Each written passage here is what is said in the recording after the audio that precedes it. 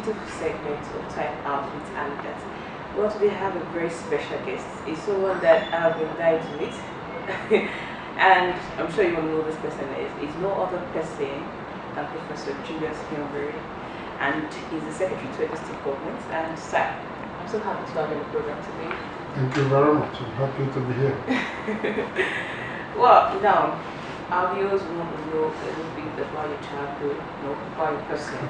Well, I was born many years ago, decades ago, Okay. in the old Western region, Okay. in Oyo.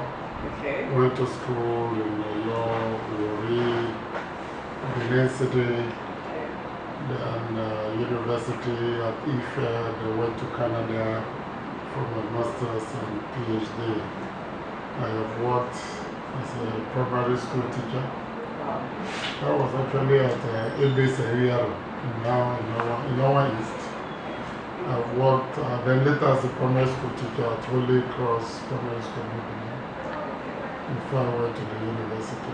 Came back, taught at the University of Ife in Port Harcourt, teaching political science and development and international relations. Then was active in students' unionism, trade unionism, human rights and pro-democracy work, and that got me into exile in 1990. Okay. And I was there for 12.5 years. Came back only after Amidat died. But while I was out there, I was still very active in the pro-democracy movement, along with the late Pioneer Governor Kayode Fayemi of Ekiti State, Wole Soyinka, Senator Shola Adeyeye, and many others, organizing Nigerians in the diaspora and relating with those at home like Femi Falana, Mr. Bakuba, Oganifa Wahine, and so I came back to set up an NGO on issues of constitutions and constitutionalism. Okay. But then got absorbed into the presidency. Yeah. As a special advisor to the president, and then ran for governor in Edo State. It didn't work out. I returned to international consulting. Okay. And today I'm SSG in Edo State. I think that's all it is. Yes. Now, when we go into, there's a particular question I want to ask. How are your days as senior policy analyst and presidential advisor to Chief Olusegun Obasanjo? I would say it was a very busy period. Obasanjo was a workaholic. Some would call him a slave driver. He never took a rest, never took a break, and didn't believe anybody working with him should. So my strategy at that point was to be a step ahead of him at all times. Okay. We never had any disagreement because I was also a speechwriter. Okay. And I had to attend all his meetings and travel with him everywhere and take notes and follow up on those notes. And I think there was never a point at which he found me wanting because I did my work perfectly to his surprise, I must say. That's a good note. Now, you recently talked about him going on exile. And we heard that you were in the forefront in the trenches during the fight against Abacha. That was to ensure true democracy in Nigeria. Can you give us an insight into your role in that struggle? Well, it is whoever goes out and says the struggle alone must be telling you a big lie. Okay. Pro-democracy activism is a collective effort because you have many persons doing different things. Professor Bolaji Aluko, who is now Vice Chancellor of Federal University of Turkey, was there.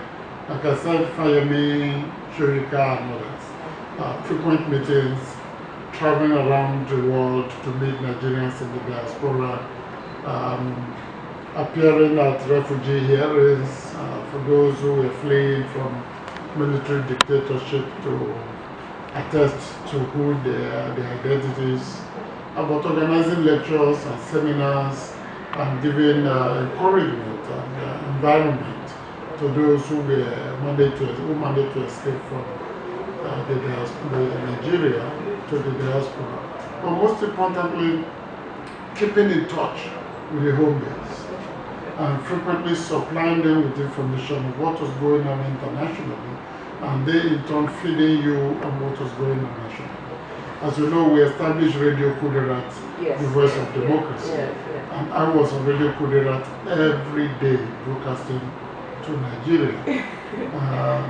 At that time, I was known as Wahab Baba, and it was very challenging, very expensive, because we were not getting money from anywhere. Some of us were working. I was a full-time professor, so I had a good income to support my colleagues. And but I think the great part of that is that you learned a lot about trusting people, understanding people, relating with organizations, relating with governments. Several times I appeared, twice I appeared before the Canadian Parliament to make statements on the situation in Nigeria. You learn to also organize your ideas. It's good to talk to the public, because there you will find people working for government, pro-Abacha persons, and different candidates. So if you do not have your facts and your arguments right, you could be challenged and embarrassed. So it was a busy period for all of us, and a very trying period. Okay, now, another very interesting question. How has the experience gathered during the international non-governmental adjustment as the Ford Foundation in America impact or influence your work as Secretary to State Government? Oh, no, very much. As a program officer in charge of peace, and development and constitutions and constitutionalism and on ethnicity, minority rights, issues of gender and the environment, we call it the Peace and Pluralism Program. First, it enabled me to travel around the entire world. There is virtually no part of the world I did not get to, because I had grantees, people. I was managing a budget of millions of dollars. And this money is to be given out to people to work. So you learn how to manage resources. You learn how to manage organizations. You learn how to manage people. You learn how to manage programs. And you also learn how to evaluate programs, to know whether the money you have given is being used for what was originally meant for. And I think the totality of that, and you relate it with other donor organizations like MacArthur Foundation, Rockefeller Foundation, and the Soros Open Society Initiative. And you get to meet people, leaders of the world, business leaders, human rights activists. Today I have friends in Uganda, in Ghana, in Sri Lanka, in India, in Brazil, in Indonesia, all over the world. I have friends that are still in touch with them. So you build a body of ideas and people that you can always deploy. So coming to Edo State, it was a very easy job, especially with the period with Obasanjo. Coming here was not a problem. Wow. Coming from you, actually, I should say this is wonderful, because I've actually asked myself, being a professor, you've worked in several places, you've actually had, you're someone vast when it comes to leadership skills and all that. You've contested for governorship before. Why would you sit for Secretary of State? Okay, I think what some people do not realize, I think it depends on who you are. Okay. I come from a very humble background. And I consider myself a humble person. Whatever I am today does not, never gets into my head. I respect people no matter the age or profession or how worthy they are. For me, the worth of a person is not your money or your dress. It is what comes out of your mouth, how you carry yourself and how you view the world. So that has guided me. And growing up, I sold oranges, I worked in my mother's buka, I sold bread. So I know what poverty is, I know what hunger is. So growing up in me was in that commitment. Whatever I become will be to help people.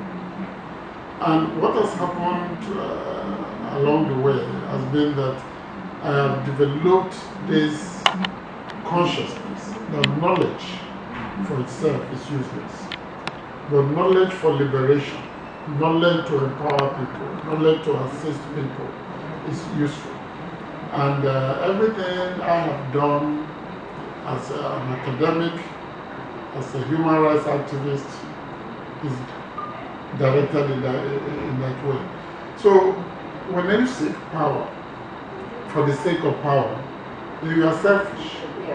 It means you want to use power to intimidate, to harass, to corrupt, to manipulate, and to basically suppress and exploit people and communities. I believe that power should be an instrument to engage people in meaningful democratic dialogue to promote growth, development, participation, accountability, transparency, and social justice. Well, right now we're going to commercial break. It's been a wonderful time with the Prof, but shortly after this commercial break, we have more coming for you. Please don't go away. It's fascinating, it's fashionable, it's informative, it's interesting, it's entertaining. It's Time Out with Amidat. Time Out with Amidat is meant to you in a relaxation pleasure, and I'm your host, Amidat Lega. Showing every Sunday at 7:30 p.m. on NTA Uzairi. We bring exciting packages such as birthday ceremonies, marriage ceremonies, burial ceremonies, cultural events, picnic, talk show, coronation ceremony, and lots more. It is Time Out with Amidat. It's truly fun-packed for your viewing pleasure. Watch Time Out with Amidat every Sunday at 7:30 p.m. on this station. You will surely be glad. You did.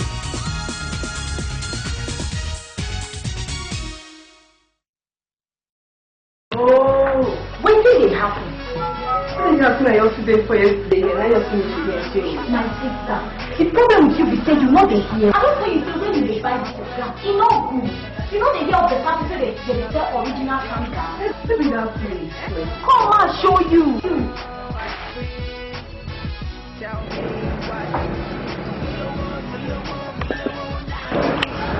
My sister, you need to find better. Oh yes, this one na Orlando Camp Gas. Na it cheap pass, na it dey last long, and na it be the best. Wow, and now you think my better friend. Now today you know that be your better friend. Na true talk o. Sasu Limited ultra-modern Orlando station dey kampe. They get lubricant bay, automated fuel pumps, computerized realignment and balancing, and they offer services. The address dey Constant Momo Warake Road, Auchi, Edo State. Their telephone number na 080-3732-0590. Sasu Orlando Police Station, una dey kampe.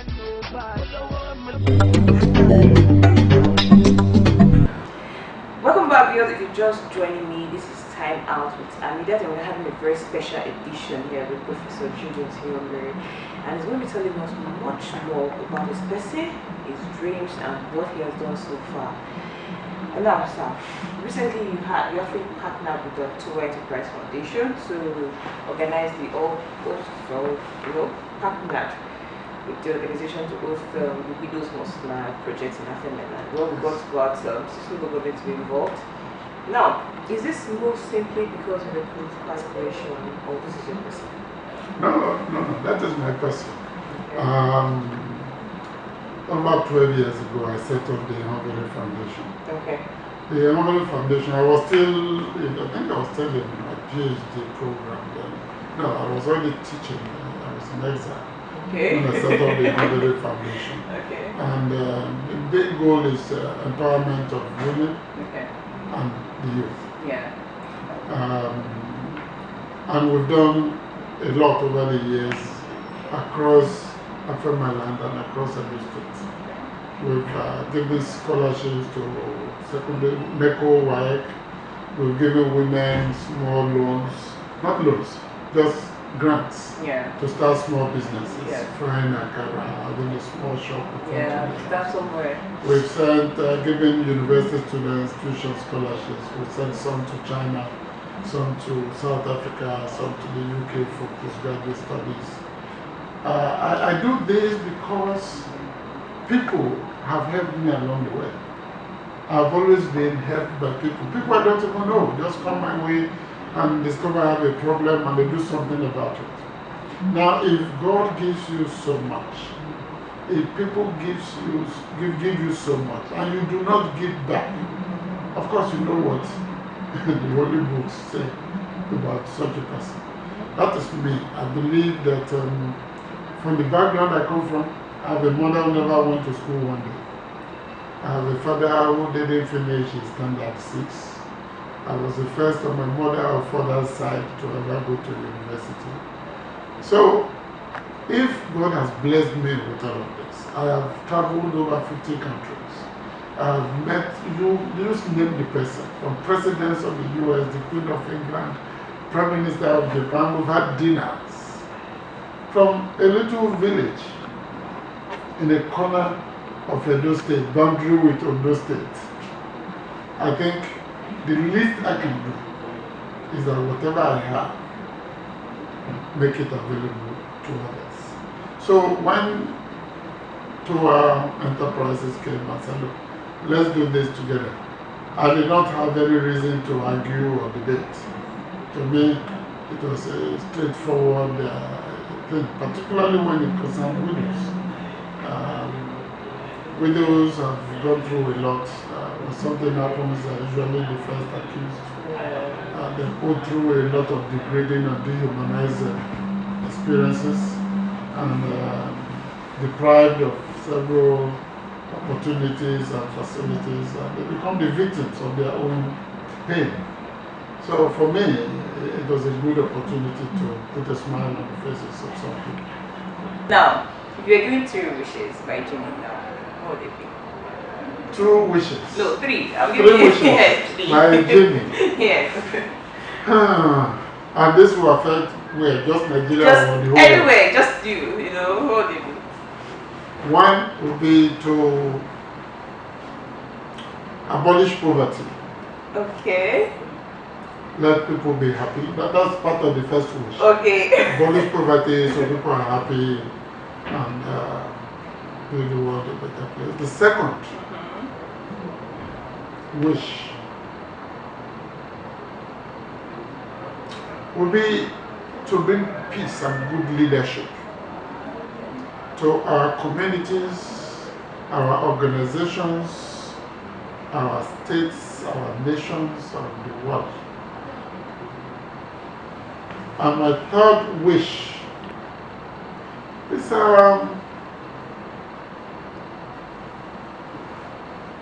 to remove from the human mind the ability to plot and execute evil against communities, against individuals, and against society at large. If you can get that of the human mind, I think the world will sure be a much, much better place. With good leaders, with no poverty. Yeah. What will be? Greed will disappear. Yeah. Conflicts will disappear. Yeah. That is so cool. Okay, now, how would you like to be remembered? Well, not like somebody who was asked, the governor who was leaving the state, how would you like to be remembered? They said that a Lagos boy passed through the state. Thank God I'm not a Lagos boy, but he had gone there and did nothing in that state. I would like to be remembered as somebody who stood in his lifetime for social justice, for human rights, for democracy, popular participation, who believed in the human way to attain the highest levels of productivity and creativity at all times. Prof, I had a very interesting time. And then, I don't know, if I get to meet a lot of people like you, I'm sure definitely this will be a family. Seriously. This has been one of my most interesting segments, one of my most personality segments in the program. So viewers, it's been a wonderful time here on Time Out with Amidat, and as always, I'm your host, Amidat. Well, till we come your way again, same time, same station, to have a blessed time. Bye for now. In the new world of digital television, our magic touch makes the difference. Because with Towa Enterprise, the best is guaranteed. Specialize in video coverage, Photography, provision of MCs and ushers, world-class catering service, event management, and broadcasting.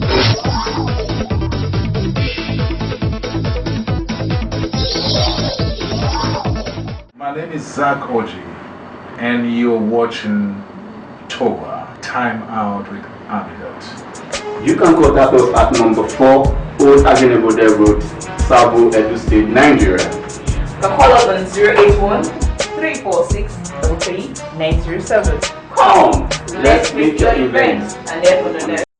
It's fascinating, it's fashionable, it's informative, it's interesting, it's entertaining. It's Time Out with Amidat. Time Out with Amidat is meant to give you a relaxation pleasure, and I'm your host, Amidat. Showing every Sunday at 7:30 p.m. on NTA Uzairi.